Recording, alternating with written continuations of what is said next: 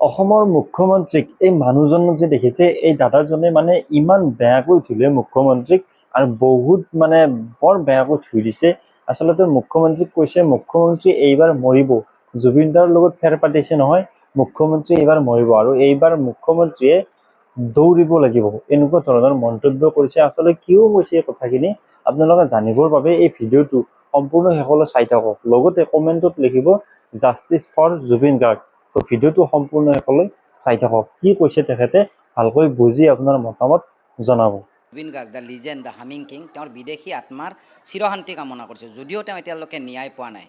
এষাৰ ভাষা থাকে, ভ্ৰষ্ট ব্ৰাহ্মণ যেতিয়া ৰজা হয় তেতিয়া প্ৰজাৰ দুখী হয়, আৰু যি ব্ৰাহ্মণৰ মানে ব্ৰহ্ম জ্ঞান নাথাকে সেনেকুৱা ব্ৰাহ্মণ যেতিয়া অসমৰ ৰাজত্বভাৰ লৈছে তেতিয়াহ'লে অসমৰ জাতীয়তাবাদৰ ক্ষতি হোৱাটো খাটাং। কাৰণ তেওঁ অসমৰ জাতীয়তাবাদৰ যিটো জয় আই অসম আমাৰ ধ্বনি, সেই ধ্বনিটো তেওঁ লুপ্ত কৰিব গৈ আছে। আৰু এইবাৰৰ যিটো জুবিন গাৰ্গৰ এই প্ৰক্ৰিয়াৰে এই কথাখিনি কৈছোঁ, কাৰণ তেওঁ যেতিয়াৰ পৰা জুবিন গাৰ্গ ঢুকাইছিলে বা তেওঁৰ এটা যিটো এলিগেঞ্চ আছে জুবিন গাৰ্গৰ ওপৰত, যে তেওঁক হত্যা কৰা হৈছে, যে এই হত্যাৰ গোচত থকাৰ পিছত আজি এটা মাহ গ'ল, এটা মাহৰ পিছতো কিয় তেওঁলোকে আজিও সেই দোষীকেইটাক, 4টা দোষীক তেওঁলোকে আজি 5টা শকে ভৰণ পোষণ কেলে দিছে।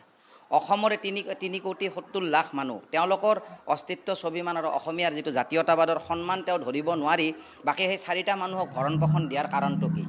একৰ্ডিং টু দ্য এক্ট 164 তেওঁক আজি গভৰ্ণৰে এপইণ্টমেণ্ট কৰিছে এজ এ CM, মুখ্যমন্ত্ৰী। তেওঁ দায়বদ্ধ অসমৰ কাৰণে, কিন্তু তেওঁ যিটো কৰ্ম কৰিছে সঁচাই নিকৃষ্ট। কাৰণ তেওঁ এই অসমৰ নামটো লুপ্ত কৰিব এইকাৰণে গৈ আছে, কাৰণ প্ৰথম কাৰণটো হ'ল দীপাৱলী অহাৰ সময়ত এই দিৱালী যে আহিছে, তেওঁলোকৰ মতে ফটকা মানুহে কিনিব লাগে।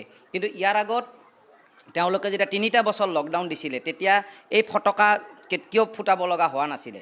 ইয়াৰ কাৰণটো হেমন্ত বিশ্ব শৰ্মাই জানিব লাগিব, কাৰণ তেওঁ এইবাৰ যিটো কমিশ্যনছ লাগিব সেই কমিশ্যনছটো তেওঁলোকে আজি এই যিটো অনা অসমীয়াই হওক বা আজি যিটো এলিগেঞ্চ আছে জুবিন গাৰ্গৰ ওপৰত, যে তেওঁক হত্যা কৰা হৈছে, যে এই হত্যাৰ গোচত থকাৰ পিছত আজি এটা মাহ গ'ল, এটা মাহৰ পিছতো কিয় তেওঁলোকে আজিও সেই দোষীকেইটাক, 4টা দোষীক তেওঁলোকে আজি 5টা শকে ভৰণ পোষণ কেলে দিছে।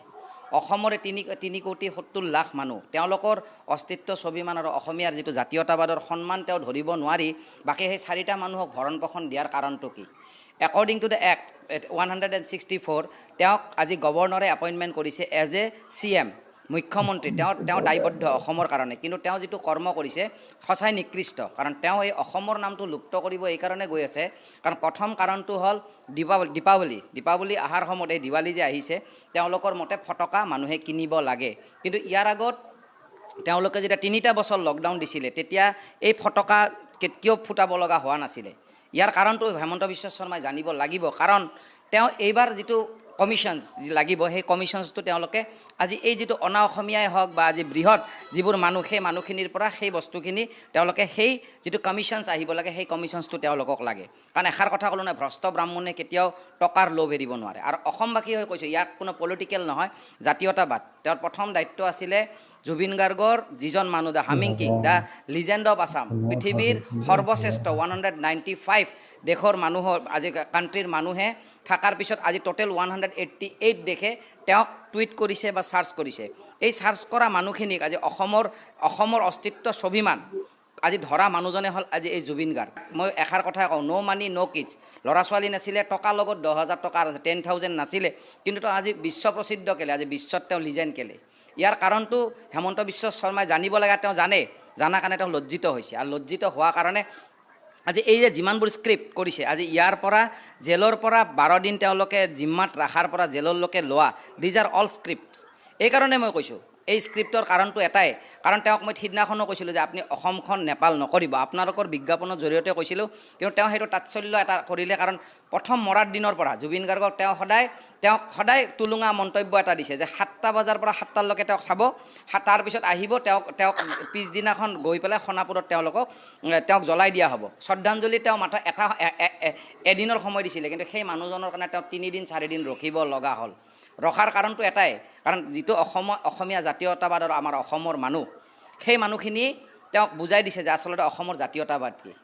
এইবাৰ হেমন্ত বিশ্ব শৰ্মাই এটা ভুল কৰি দিলে, যে তেওঁ আজি এই ব্ৰহ্মপুত্ৰত হাত দিলে। কাৰণ ব্ৰহ্মপুত্ৰখন হ'ল ওপৰত বহুত শীতল শান্ত, কিন্তু তলৰ যিটো ধাৰ, সেই ধাৰটো এইবাৰ হেমন্ত বিশ্ব শৰ্মাই ইয়াক আঁকোৱালি ল'ব নোৱাৰিব। কাৰণ তেওঁৰ যিটো অস্তিত্ব স্বাভিমান আচলতে ধ্বংস হৈ গ'ল।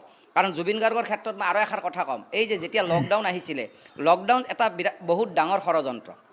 এই ষড়যন্ত্ৰত আমাৰ যিটো ডেকা চাম আছিলে সকলোকে ধ্বংস কৰি পেলালে। আজি যিটো ভেকচিন তেওঁলোকক দিছিলে নহয়, সেই ভেকচিনটোৱে আজি প্ৰতিজন মানুহৰ হাৰ্ট এটাক কৰাইছে। যিমান যুৱ চাম আছে তেওঁলোকৰ ইমিউনিটি ছিষ্টেম আউট কৰাই দিছে, আৰু সেই মানুহখিনি অকাল মৃত্যু বৰণ কৰিছে, নহ'লে তেওঁলোকৰ এনাৰ্জি লুজ হৈ আছে। সকলো মানুহ অধিক অসুখীয়া হৈ পৰিছে। তো তেওঁ আচলতে দেশখন ধৰিব গৈ পেলাই তেওঁ দেশখন খুব ধ্বংস কৰি ধুনীয়া আছে। কথা কৈছে তো আপুনি। তেনে এজন মানুহক অসমীয়া বুলি ক'ব লাগিলে এতিয়া আমি চিন্তা কৰিব লাগিব। কাৰণ যিহেতু জুবিন গাৰ্গক আজি যিটো বাক্সাৰ ঘটনা হ'ল, এই ঘটনাৰ কনচেপ্ট এটাই হ'ব। এতিয়া হয়তো তেওঁলোকে যিবোৰ আছামী আছে, এই সিদ্ধাৰ্থ শৰ্মা হওক আৰু যিটো চামকানু মহন্ত, তেওঁলোকৰ দুদিন পিছত হয়তো দেখাব, যিটো মই কনচেপ্ট মোৰ ব্ৰেইনে কথা পাতি আছে, তেওঁলোকে আত্মহত্যা কৰিলে। এখন স্ক্ৰিপ্ট লেখাই দিব যিখিনি কথা যে কৈছে তেওঁলোকে আচলতে বহুত আত্মহত্যা বেছি কৰিলে, পচন্দ তেওঁলোকে লাগিছে, দোষী ভাল নাছিলে। লাগিছে। আৰু এই শুনক CM-এ ভিডিঅ'টো লাষ্টত সম্পূৰ্ণ গৈ ভাৱে। পেলাই আমাৰ অসমক ক'ব ভাল অসমবাসী লাগিছে, দোষী আছিল, কথা তেওঁলোকে দোষী খুব নাছিল, একদম সেইকাৰণে বঢ়িয়া কথা তেওঁলোকে কৈছে। ছুইচাইড কৰিলে। মই আগতে কৈছিলোঁ এইষাৰ কথা যে তেওঁ গুৱাহাটী যিটো আমাৰ চেণ্ট্ৰেল জেল, তাতে এই মানুহখিনিক নাৰাখে। তেতিয়া মানুহখিনিয়ে ভাবা নাছিল। আজি যিটো বাক্সাত যোৱাৰ পিছত এই যে শিলগুটি নিক্ষেপ কৰা হ'ল, জোতা নিক্ষেপ কৰা হ'ল, গাড়ীবোৰ জ্বলোৱাই দিয়া হ'ল, এই যে নেপালত যিটো পৰ্যায় আনিলে, যিটো আজি কাশ্মীৰৰ যিটো পৰ্যায় আনিলে, শিলগুটি মাৰাৰ পৰ্যায়, সেইটো কোনে আনিলে? হেমন্ত বিশ্ব শৰ্মা। আৰু এই হেমন্ত বিশ্ব শৰ্মা যেতিয়ালৈকে থাকিব, তেওঁ যেতিয়ালৈ ভ্ৰষ্ট ব্ৰাহ্মণ যেতিয়া হয়, তেওঁ সদায় লোভী হয়, তেওঁ টকাৰ লোভ থাকিব। আৰু সেইকাৰণে কমিশ্যনৰ আশাত এইবাৰ তেওঁক দীপাৱলী লাগে। আৰু তাৰ মাজত তেওঁ হিন্দু মুছলিমৰ কথা কৈছে, ঈদৰ কথা কৈছে। মই এটা কথাই ক'ম, যদি অসমীয়া হয়, আমি অসমৰ হয়, তেতিয়াহ'লে এই অসমত এটা বছৰ সকলোৱে ত্যাগ কৰিব পৰাটোকে প্ৰকৃত ৰূপত জাতীয়তাবাদৰ অসমীয়া হ'ব। আৰু প্ৰতিজন অসমীয়াই ত্যাগ কৰিছে আৰু কৰিব। আৰু এইষাৰ কথা তেওঁ ভালদৰে জানে। জানাৰ কাৰণে তেওঁ টুলুঙা মন্তব্য কৰিছে। আজি তেওঁ আঁচনিৰ কথা কৈছে। তেওঁ যে আঁচনিৰ কথা কৈছে, তেওঁ যিটো দৰমহা পাই আছে, চেলাৰী পায়, কাৰ পৰা পাই আছে? আমাৰ টেক্সৰ পৰা পাই আছে। তেওঁ আমাক কি দিব? তেওঁ অসমখন ধাৰুৱা কৰিলে, অসমখন বিক্ৰী কৰিলে, আৰু বিক্ৰী কৰি আজি তেওঁক লাষ্ট এতিয়া পৰ্যায় আহিছে, তেওঁ অসমৰ পৰা পলাতক হ'ব লাগিব।